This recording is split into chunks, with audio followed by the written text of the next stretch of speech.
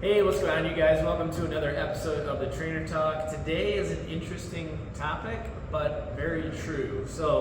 I was actually reading a book and I read this and I started thinking about it and I thought that is very, very accurate. We as humans tend to take better care of our dogs than we do ourselves and our children. So when you think about it, on a day-to-day basis, your dog, you make sure it has a bowl of water, you fill it up with food, and you make sure it has maybe a meal in the morning and at night, maybe a little bit more in the middle of the day, but they don't eat too much, they don't eat too little, and it's always the same nutritious food typically. We want to get some kind of food that has got their vitamins and minerals and nutrients that the dog needs to be healthy. They get their water, and then every day we make sure that we take them for a walk or take them outside to play, so they're getting some kind of activity. So when you think about it, they get plenty of rest, they take naps, they get a lot of sleep, they get their exercise by playing and going for a walk, that's their fitness. They get their hydration from their water, and then they get all their nutrition from their food. And we typically are all over the place when it comes to our nutrition, sleep, hydration, and our fitness. So why is it like that, and why don't we do or act more like our pets would? It's kind of an interesting thing to think about, but we as humans, especially with our children, should be trying to make sure that they are getting exercise, they are getting quality nutrition, drinking enough water, and then getting enough sleep. So we're going to kind of go into that and the importance of all of those for the health of yourself and for your kids. Yeah, I think part of it is having the right environment set up for it. Is that you have the dog food set right there, so it's not like you're going to forget to feed your dog, and then you have the water bowl there all the time. So it'd be like having a bottle of water with you at all times. The dogs have a set schedule for when they're going to eat, the set amounts. A cup of dog food or 2 cups if it's a big dog.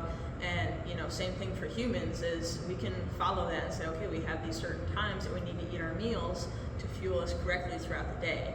And it doesn't support weight gain, and it supports the activity we do. So for dogs, it would be they're playing. It supports them having healthy joints, healthy coat, fur, and everything. And us getting our nutrients from a better place. So from whole foods, getting the micronutrients from fruits and vegetables and some whole grains, then we're able to have pretty much that like vibrance too. You can see very healthy dogs or pets, other pets that they're just very healthy, they're happy, their coats look really good, they just look like they're being taken care of really well. And the same thing for humans, like you can tell if someone's taking care of themselves or not. Caitlin, you just got a puppy. Maybe just kind of relate, talk about like what do you have to do every day to make sure that he is a healthy and happy puppy?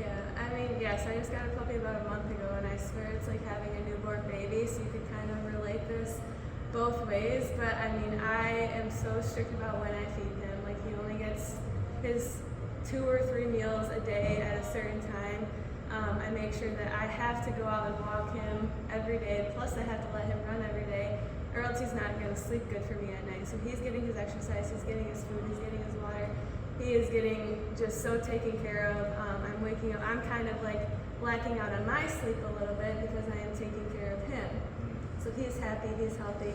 I am a little bit struggling, but it's just, that's what happens when you have a dog. And it's just crazy how true it is. Like, I literally spent $65 on a bag of dog food because I wanted him to have the best dog food, because I want him to live at least 15 years if he can. So it's just so true that we take such good care of our dogs. Yeah, and I like that you said he's a puppy, and you care about the food that you buy so that he lives a long time.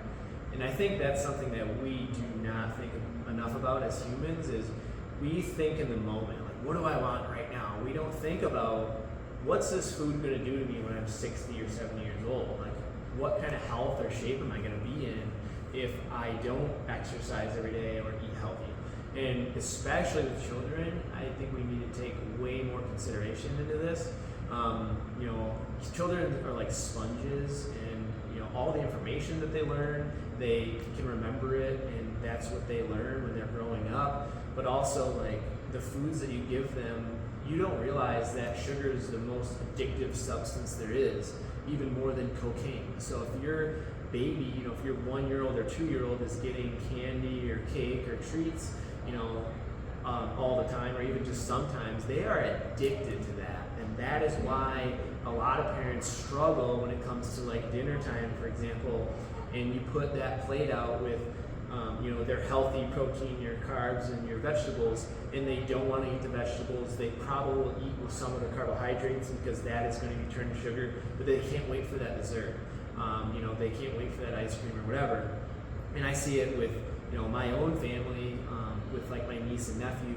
They initially my sister-in-law said that he loved broccoli, which I thought was awesome for like a 1-year-old kid to love broccoli and vegetables. And then after just being exposed to more sugar, like cake and treats and stuff like that over the years, he has a really hard time eating all of his meal, and now he just wants junk food. And part of that goes back to what Bethany mentioned, was just your environment. Just if you have all that stuff in your house, that's what you're gonna want. If you have potato chips and candy bars and ice cream in the freezer, I'm gonna want the same thing too. We're all human, we're all addicted to sugar. It's just being in control of that. You wouldn't leave, a box of chips or candy or whatever right on the floor next to your dog's crate for him to dig into and eat it, because he would get sick and maybe even die from that. But what we don't realize is, obviously we can't compare ourselves directly to a dog, because if we eat chocolate, we're not going to die or anything. But what we don't realize is, if you do that year after year consistently, you actually are going to die sooner. And you have way higher risks for diabetes and weight gain and heart disease and all the stuff. So just think of it like a delayed reaction. So, if you can imagine your dog getting overweight, not drinking water, not exercising and eating all the food that it can eat every day, it's going to unfortunately pass away much sooner than he should have, or he or she should have. And what we don't realize is that it does happen to us, it's just delayed. It builds up way longer over time, and eventually that weight's going to be put on. You're going to develop that high blood pressure, maybe diabetes, heart disease, whatever it may be. So we need to start thinking about that, and especially with our children. That's one thing that we kind of know, that dogs inherently, they can't think towards the future. So whatever is in that bowl, whether it's 1 cup of food or it's 5 cups, they'll eat it all. So they're going to eat whatever they can get. Or if they get into a bag of dog food, sometimes dogs will do that, or they get into the garbage and they'll eat whatever, just because they're dogs, whatever. They'll eat whatever they can. And well, humans are kind of like that too. We'll eat whatever we can if it's there, right? So if we have an abundance of food and we don't control our portions, whether it's meal prepping or if we just go and have whatever we want, we do the same thing. But what we're doing with dogs is we are putting that restriction on it. And since we do have the mental brain power to, put those restrictions on the dog, you can transfer that to yourself too. It's obviously harder when it comes to yourself because you have emotion involved and feelings. That's what it comes down to, I think, is that we let our feelings and our emotions get in the way. And one thing that I like to tell people is that, try to disconnect from those feelings, that, you have the craving to have pizza or a beer or something like that. But just think of it, it's just an urge that you just have an urge. It's not that you necessarily want that because you know your long-term goals and you want those goals of losing weight, being in better health. You want those, but you have this urge right now to have whatever junk food or, not do what you're supposed to do. And view that as like a wave, it's gonna come and go. You're not gonna forever be rid of urges and cravings for the rest of your life. It'll help if you don't eat as much junk food, because then you don't want it. If you don't have it, then you don't crave it as much. But my tip is to wait 10 minutes and see if the craving is still there. Usually you get moved on to something else and you completely forget about it. You can also just have a glass of water. So sometimes we mistake hunger for thirst, and especially because a lot of people really struggle with drinking enough water anyways. So if you are having that urge, or you have that sweet tooth and you want something, drink a glass of water and wait 10 minutes, like she said, and see if something. Yeah. No, that's good, because you also get fuller at that point too. And it's also a good way, because we all have cravings to have certain foods. it's a good little trick to end up drinking more water and being hydrated, and making sure that you are replenishing your fluids, because that in turn is going to help everything else. Like your brain power, we've done, talks about hydration and how it really does affect like your mental capacity and your focus. And if that's on par, like if you're controlling your hydration and your food, then the rest of your life is going to be a lot more beneficial. You're going to be able to get more done. You're going to have more motivation to do workouts or play with your kids and have more energy to do those things.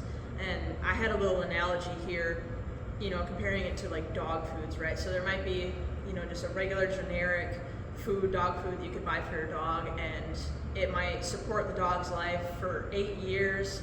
I'm just throwing random numbers out there. I've never had a dog, so I don't know. And then they were sick the last 2 years of their life.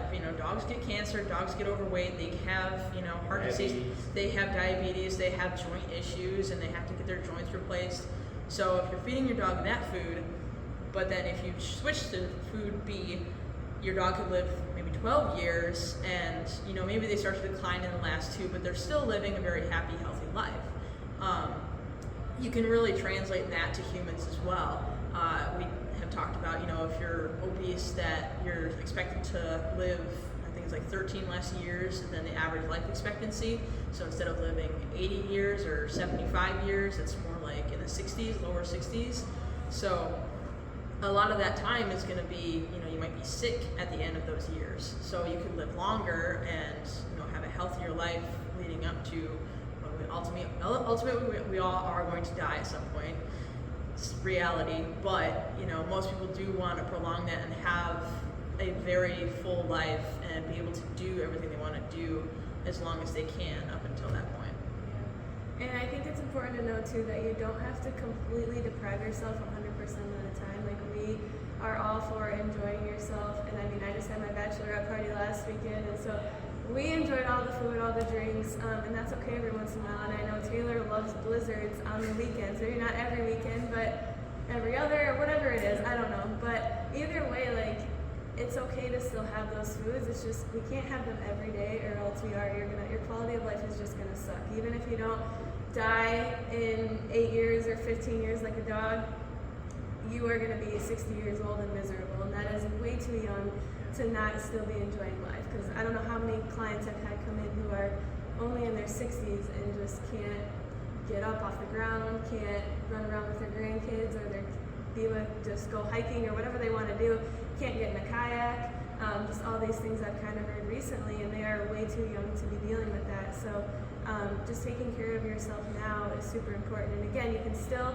enjoy the foods every once in a while, but just not every single day, all the time.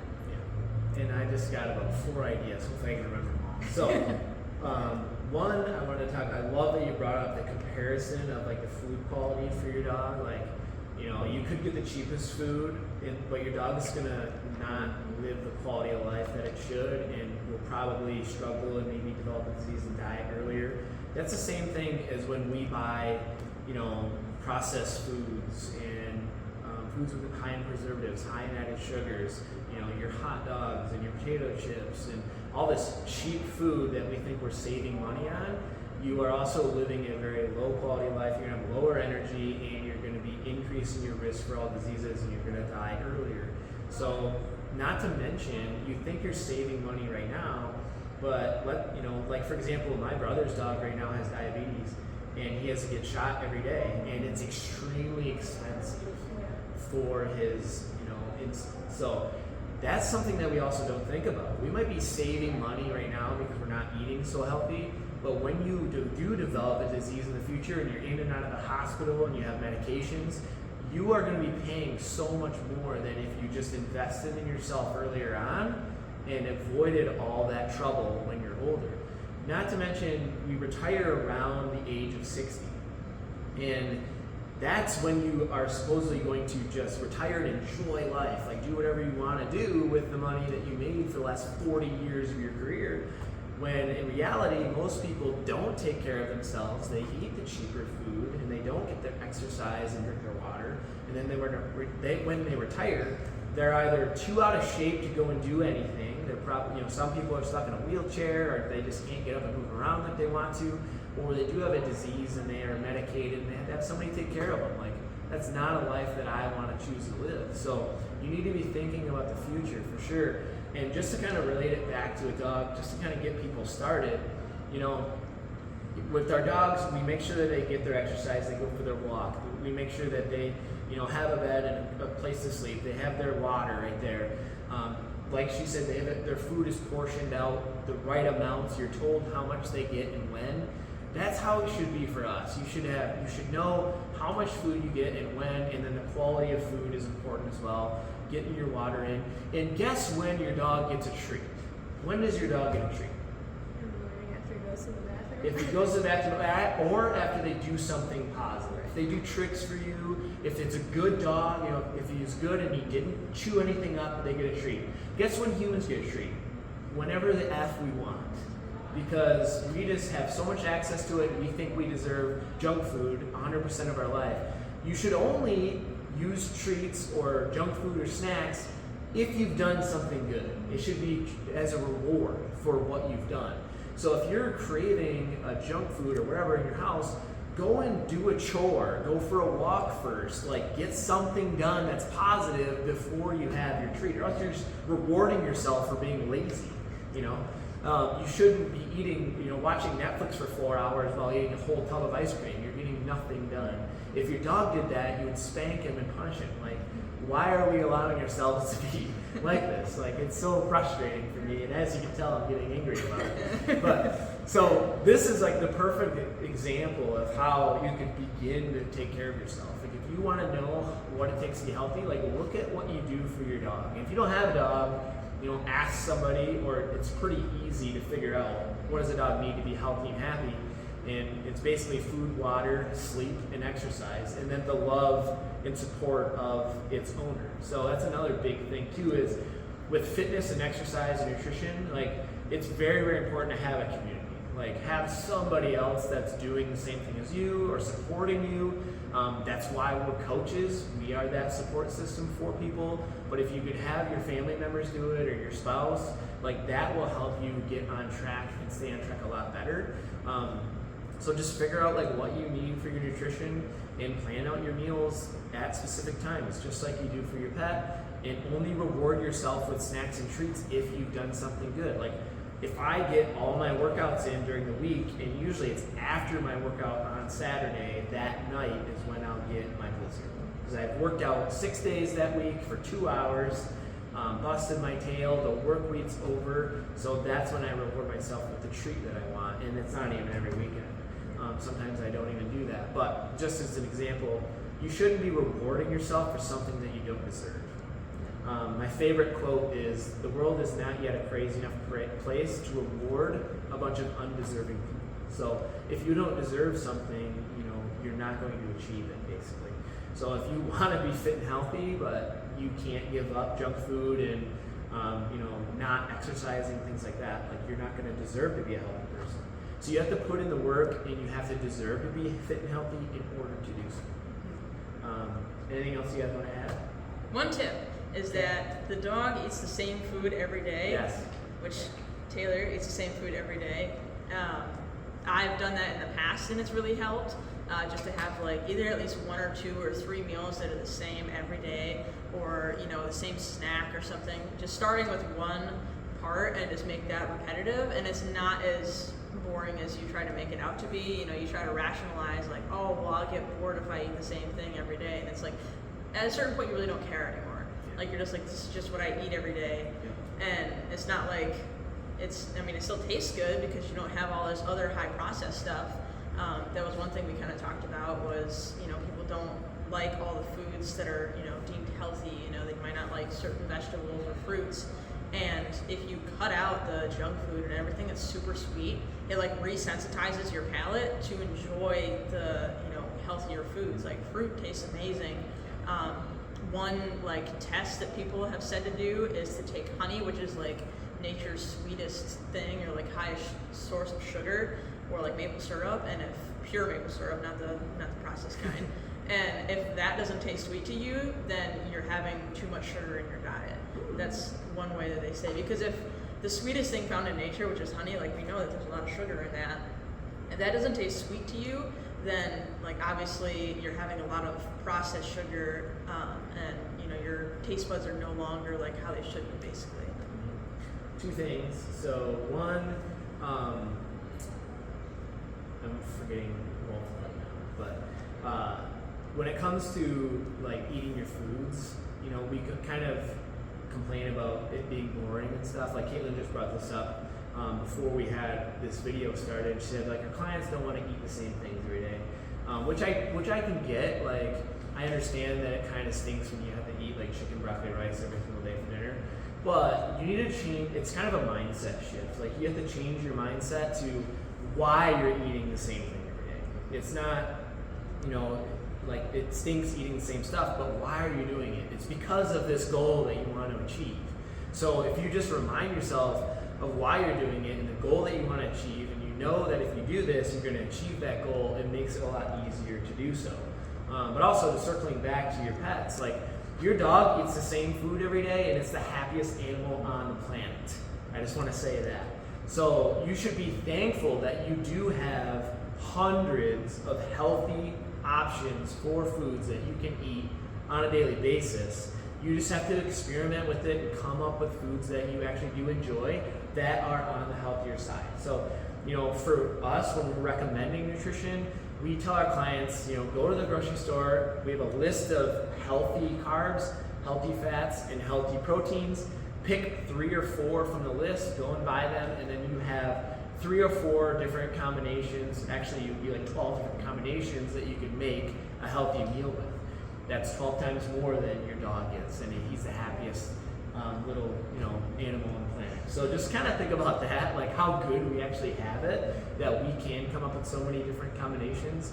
And going back to what she said about like the palate, like your taste buds and everything like that, like your taste buds adjust after like 7 days. So if you ate something now that you didn't really enjoy, after eating it for a week, you actually can adjust and end up, maybe you don't love it, but maybe it's tolerable and you can actually eat it. And as long as you convince yourself, I just need to do this to achieve my result, your result needs to be more important or higher than the junk food or whatever you want to eat. So as long as your result and your goal is on the top of your mind, and that's more important than, you know, not eating the good stuff, then you will achieve your goal, and you'll be able to stick with your nutrition plan.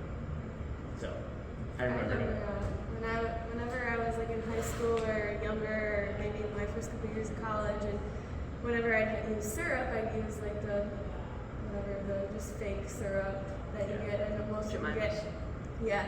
And then whenever I started kind of like eating healthier and getting into health and fitness, I started using like the pure organic maple syrup. And I remember one time going somewhere else and they just had the other syrup. They didn't have the pure syrup, and I hated it.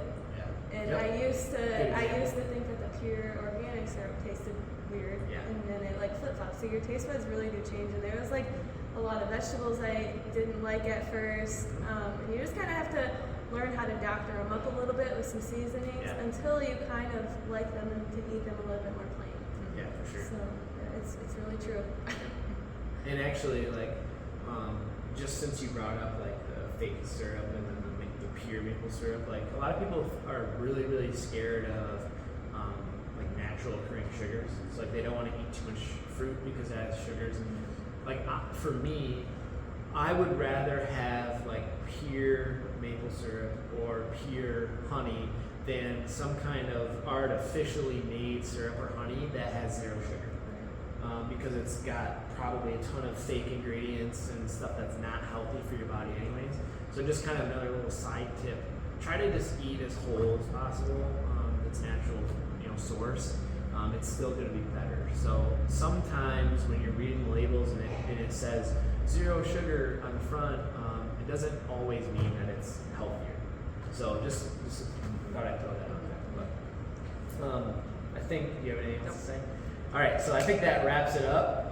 Hopefully this helps. Kind of a funny episode, but it's very, very accurate and very true. And I think a lot of people can resonate with it and kind of understand, wow, that totally does make sense. Like our dogs or our pets live a healthier lifestyle than we do. And some different ways that we can easily incorporate things into our life, had different habits to start changing our lifestyle for the better. So hopefully this helps. If you need any help, if you want that support system that I mentioned, don't hesitate to reach out to any of us. We can sit down with you and put together a plan. We talked about having specific food and meals at different times. If you need help putting together a nutrition plan, you're not sure how much to eat or what to eat, we can help you come up with a plan like that. So comment below, make sure you like and subscribe, stop in and see us or give us a call, and we'll be happy to get you going. So until then, stay healthy, and we'll see you in the next one.